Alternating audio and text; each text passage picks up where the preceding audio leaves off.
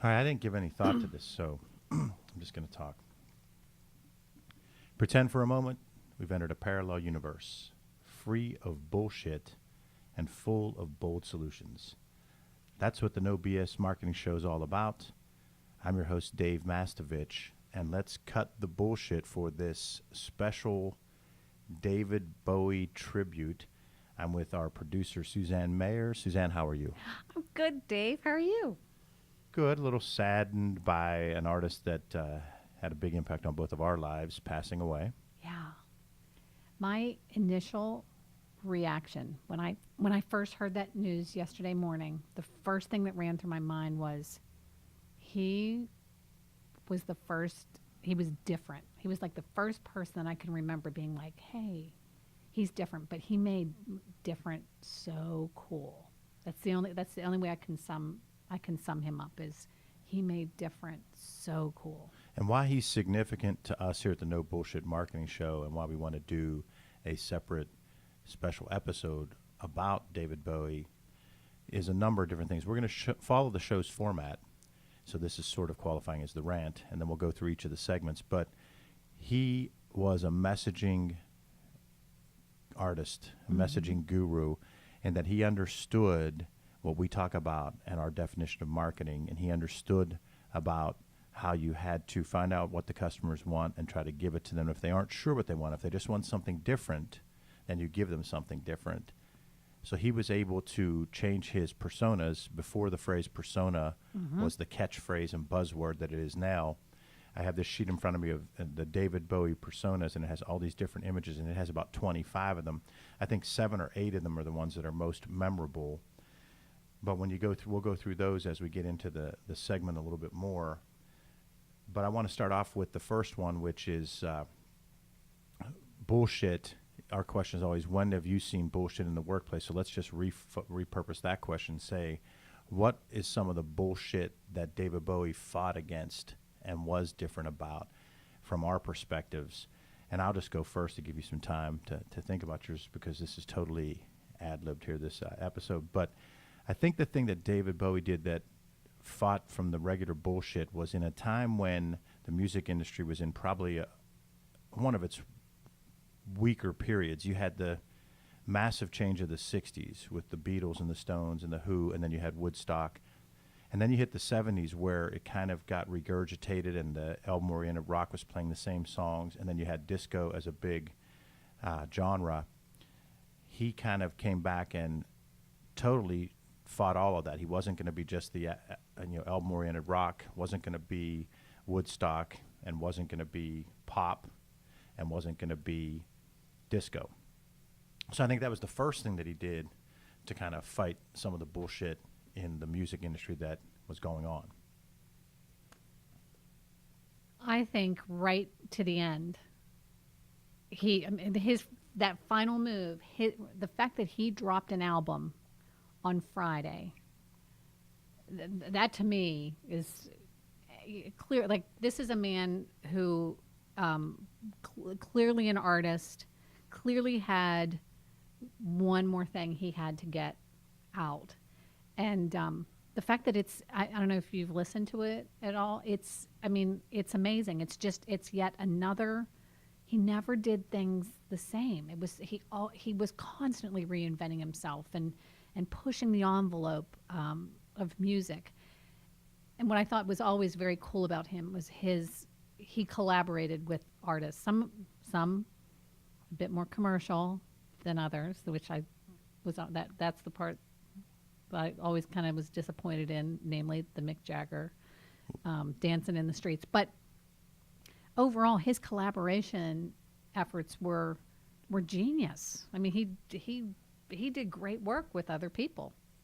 Some of the memorable ones showing how he was a marketer and a messaging person, being able to go cross-generationally. The Bing Crosby Christmas song. Yes, perfect. And at that time, when you saw David Bowie next to Bing Crosby, and it was early years of MTV, and they're singing together, and it just was such a contrast. And then afterwards, I remember, this is so long ago, but I can remember reading in Rolling Stone, Bing Crosby. There was no internet, so you had to read publications, and Bing Crosby talking about what a fine young gentleman David Bowie was, and how much he enjoyed that. One of the great all-time collaborations, lyrically and the sound under pressure. I mean, pressure. Yeah. So, just unbelievable. The lyrics to that song and the vocals between Freddie Mercury and David Bowie, just incredible. Beautiful. So from a no BS guy, where he saw bullshit in the marketplace, was he was willing to change and willing to try to reach different audiences. But let's touch on, if we were following the show's format, when he was a BSer, and you brought up the one I already brought it up. that I would bring up too, and totally agree with. The one instance being, both of us being huge fans, the one instance when he was a total BSer is the Dancing in the Streets with Mick Jagger. Yeah. It was just like, it was so disappointingly commercial. Forced. Yeah. Yeah. Forced. I don't even remember thinking that was even remotely cool at the time. No. Not at all. Yeah, it always rubbed me the wrong way. But he bounced back. He was fine. He did bounce back. He came back. So when we go through on our show, we always go, what's something you saw that was bullshit, and when were you the bullshitter? Then we ask them about their career path. So let's take a look at the career path. So let me just go through some of the personas. Born named Davy Jones, and he was born in Bromley, and I'm reading right from this. He's son of a waitress and a charity promoter, and he becomes Ziggy Stardust, which is probably one that's pretty much maybe the one that he's most known for, and that was in 1972. So you had Ziggy. Yeah.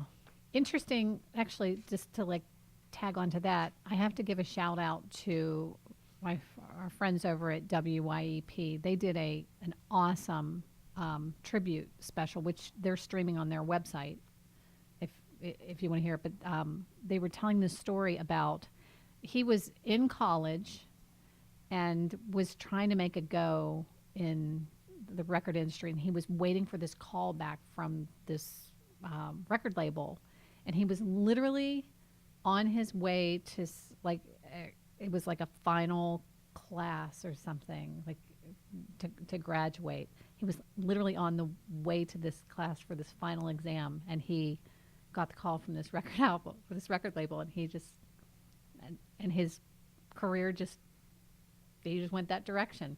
So I personally would encourage kids to take the class, just get it done, take the test. But it worked out for him. Well, the Ziggy Stardust, that persona, the one live album, and you see the video footage of this, is when he comes up and he goes, not only is this the last show of the tour, it's the last show we'll ever play together. Yes. And you see the rest of the band go, shit, what? Huh? We're done? Yeah. That's beautiful. That was cool. Yeah. So then Aladdin Sane, which was a continuation of Ziggy Stardust. Oh, yeah. And he talks about the alter ego as Ziggy goes to America. So that was inspired by the 1972 U.S. tour. Mm-hmm. And later he told friends that the character was inspired by his brother, Terry, who was diagnosed with schizophrenia. Mm-hmm. And so after all, this is something I did not know until leafing through stuff today. The name's based on the pun Alad Insane.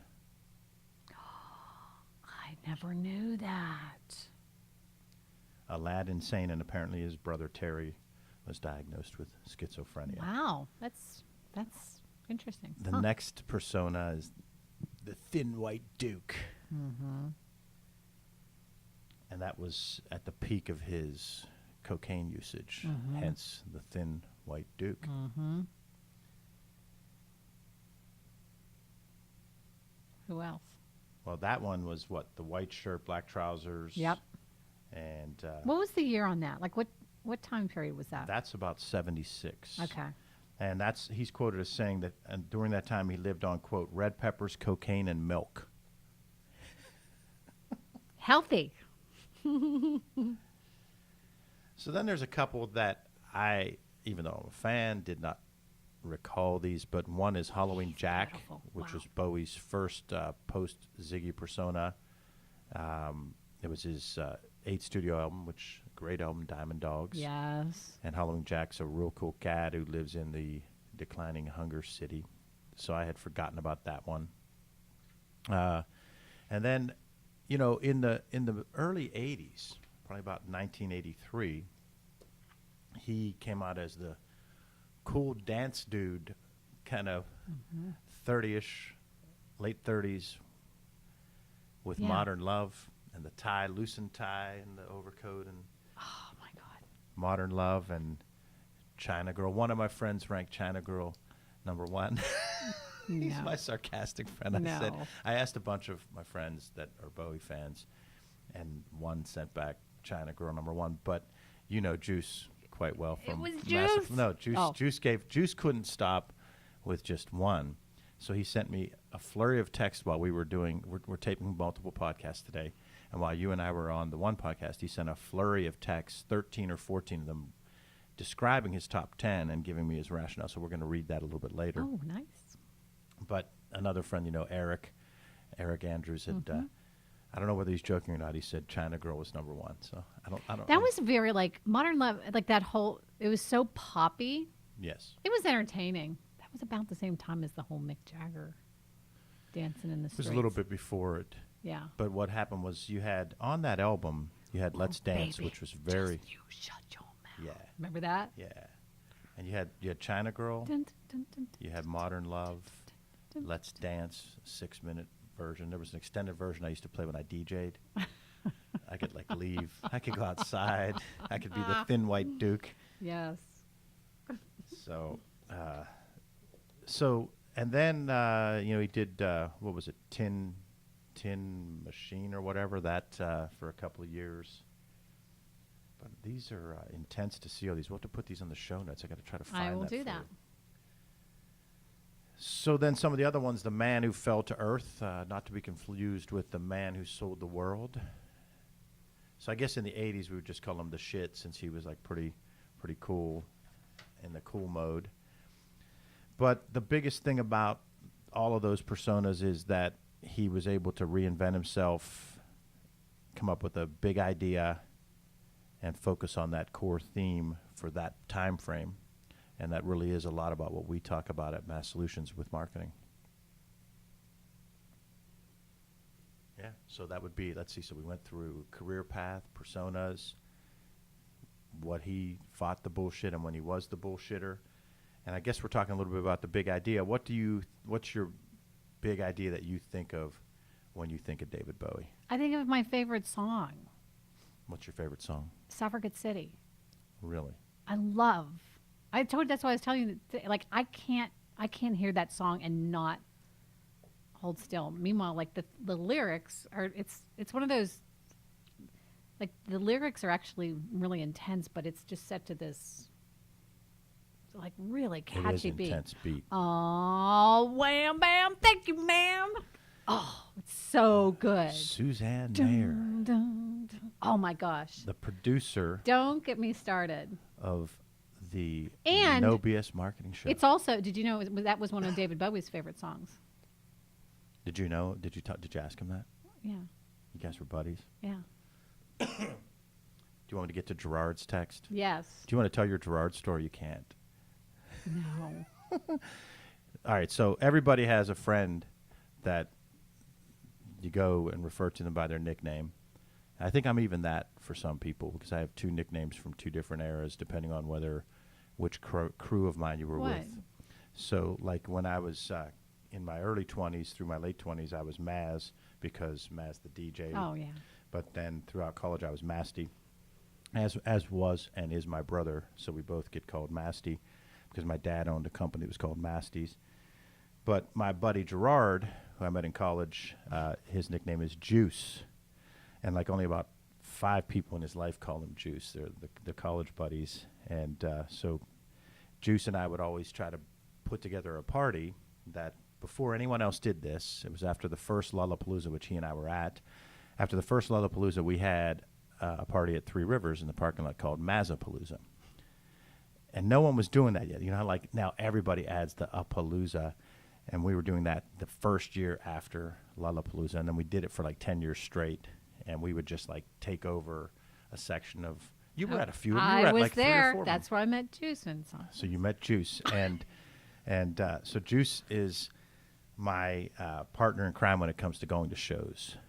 Probably have gone to, I'm going to say for sure, hundreds together over a 20. It's hard to admit that's over a quarter century. Well, wait. So did you ever see Bowie live? Yes, first time 1983 Hershey.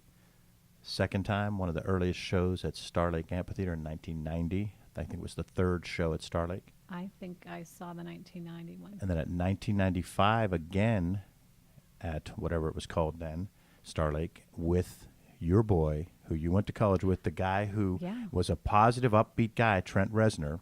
Yeah. Suzanne and he dated. She broke up with him. He became this cloudy, gloomy Morrissey wannabe. This is all. And not Trent true. Reznor, folks, Suzanne Mayer is the one that made Trent Reznor. He was pop. He was kind of like Barry Manilow-ish. This is so and not so true. in 1995, he and Bowie played together. And I went to that was one show. of the collaborations. That was, I would put that up there as one of my favorite collaborations as well. And now Trent That show was cold. It was freezing. It was October at night at Star Lake. It was freezing. Yeah. It was unbearable. And Bowie, I don't know whether I call this no bullshit or bullshit. Bowie refused to play any hits. He played his whole new album at that time in 95. So imagine all of us going to this show, and we're there because we love Nine Inch Nails and Bowie. They collaborated for about 6 songs, and those ones were 3 hits by Nine Inch Nails and 3 hits by Bowie. So those 6 songs were worth the price of admission. Trent Reznor opened, which was probably just paying homage to him because at that time Nine Inch Nails was bigger. So they played, and they were good. Then you had the 6 songs together. Then Bowie went into his set and played all the new album. He didn't play Young Americans, didn't play Changes, didn't play anything. And at the time I said that was bullshit. Well, he's an artist, though. And he really, he gets intense. He would get intense behind his work. Yes. So now back to my man Juice. Go, yes. So Juice, a college roommate, friend, huge sports guy, huge music guy, gone to hundreds of shows. He was with me at the 90 show, our first, like I said, I think it was the 3rd show at Star Lake. And he and I were there, and all kinds of stories behind that. But I sent him a simple text to him and Eric Andrews. And Eric Andrews quickly replies, "Heroes," but then as Juice went through his, Eric chimed into the text string and said, "Just get to number 1, China Girl already." So actually I'm sorry, Eric. He's now listening. Eric was making fun of Juice, saying that Juice would rank China Girl number 1. So I want to apologize to Eric Andrews. He's always the quick-witted one, and he was ahead of me on that. But so Gerard says, tough. Eric sends back this is a great text. I say, "Hey guys, going to be doing a podcast later with Suzanne. Send me your favorite Bowie song." Eric sends, "Quick thought, Heroes." Eric, he's made his decision. He's done. Gerard says, Juice says, "Tough one for me, so many." And the next text says, "Number 10, Changes, Turn and Face the Strange." Okay. Talk about a multi-generational song. Yeah. If you were 16 in 1972, it was big. If you were 16 in 82, 92, probably even 2002. Number 9, Diamond Dogs, in quotes, he says, "Mannequins with kill appeal." Yeah. So Juice goes an extra step. He even gives you a nugget from the song. Well 8, done. 8, Fame, I believe, his biggest U.S. hit. That great beat. Isn't anyone know? You know what? Juice doesn't have Fashion in here, but Fashion's one of my favorite, even though it's pure dance beat. Yeah. Just really good. So then number 7 for Juice's top 10 Bowie songs, Ashes to Ashes. And he says, "I have to search the SNL clip on YouTube. As a teenager, it was bizarre." So he's remembering back to when he was a teen. So search the we'll YouTube. link it. We'll put a link in. Ashes to Ashes from Saturday Night Live clip. Gerard's teenage years, he remembers it as being bizarre. Yeah.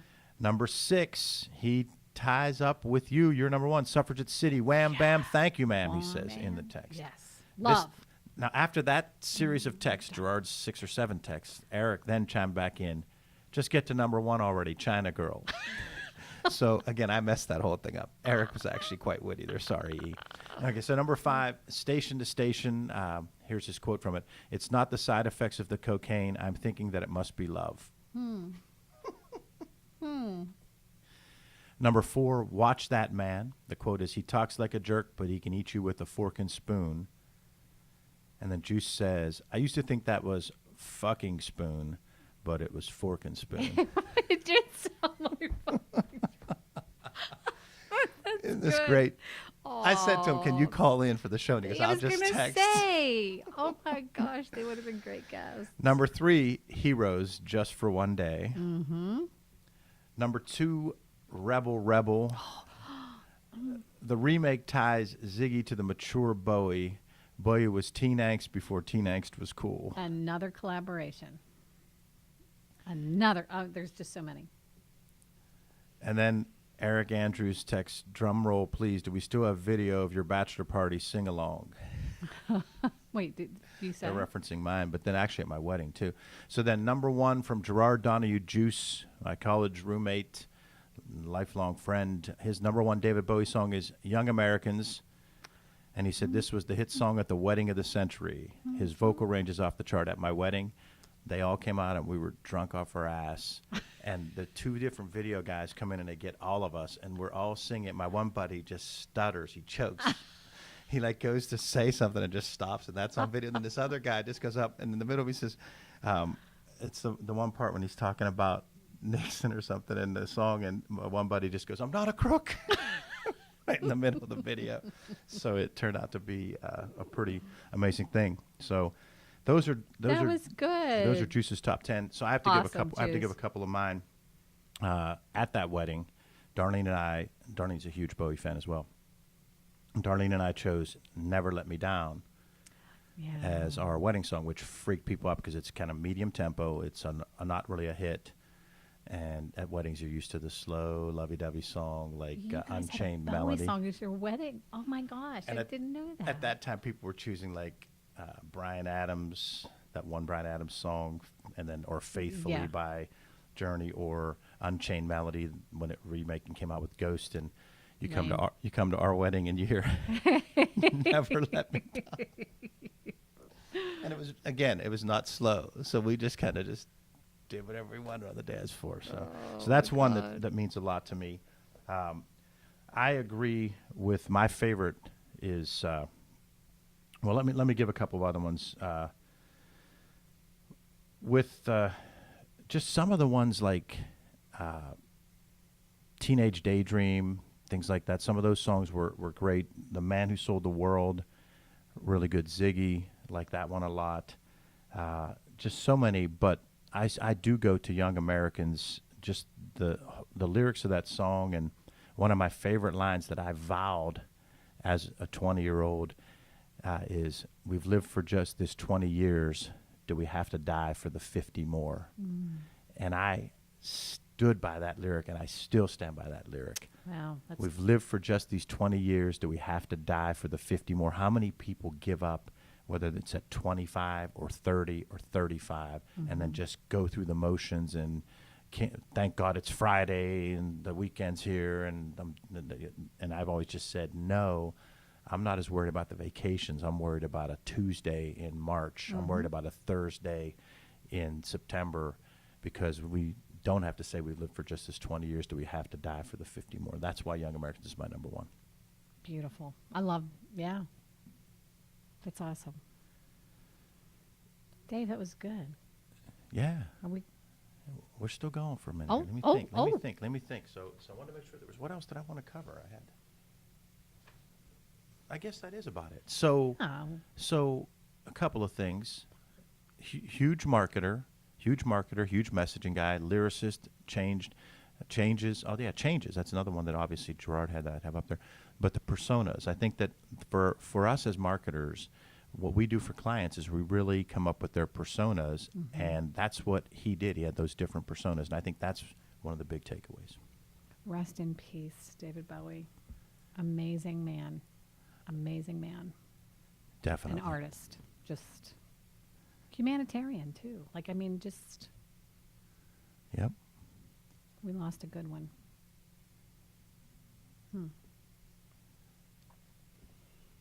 So I guess we got to go with the close. I have to Take do it us out, I have to do it at the David. top of my head. I can't even remember it. I'm all frazzled and I was going to say, it's kind of. I'm not frustrated like some people say. Like this one announcer was talking about the Steelers Bengals game, and he said, "Well, Perfect was frustrated." And you hear a lot of people say frustrated. I'm not frustrated. I'm flustered. But I guess the biggest thing that we close with is if you haven't signed up for Light Reading, go to masssolutions.biz. That comes out every other week. It's marketing and messaging tips, and it really is light. It can be read in 2 minutes or less, and it just might trigger bright ideas for you. And we also like to say show notes are at nobullshitmarketing.biz, nobullshitmarketing.biz. Get the show notes today. We'll have Gerard's list up there maybe. We'll have some of these other things from the David Bowie episode. And remember, ask yourself, what's the big idea, and build your messaging around it. It's all about bold solutions, no BS.